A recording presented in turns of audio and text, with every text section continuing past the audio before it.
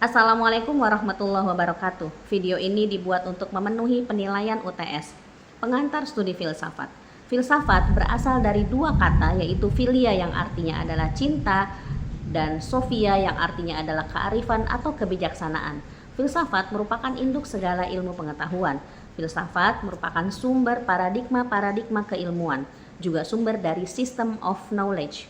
Filsafat merupakan pandangan dunia atau worldview, yaitu serangkaian keyakinan yang mendasari dan memengaruhi pemikiran, pengetahuan, persepsi, dan tindakan seseorang. Berada pada tataran empiris atau faktual, filsafat merupakan prinsip dan sistem etika yang berisi norma dan ajaran moral. Landasan utama berfilsafat adalah logika. Pembagian filsafat teoritis. Yang pertama adalah metafisika yang mencakup ontologi, teologi, kosmologi, dan eskatologi.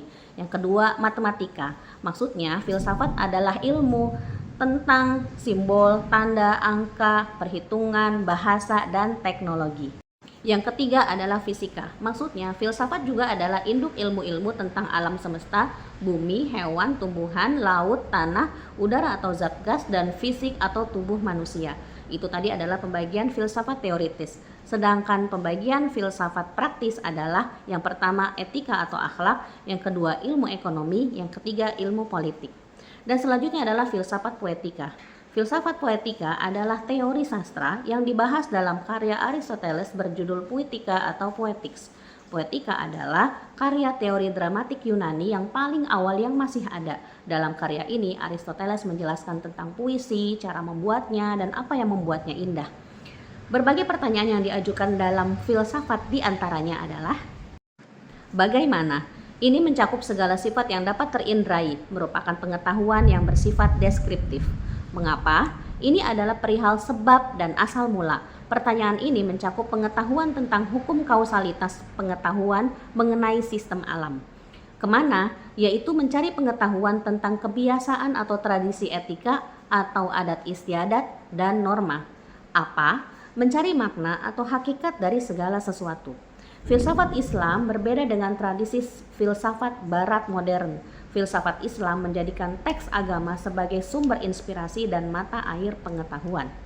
Pendekatan dalam studi filsafat.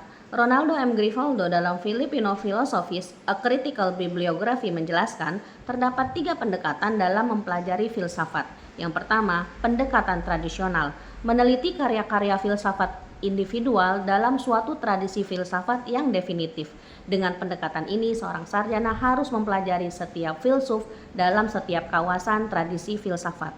Yang kedua, pendekatan konstitusional. Tatanan konstitusional diartikan sebagai warga negara dari suatu negara tertentu sebagaimana didefinisikan oleh konstitusi negara tersebut.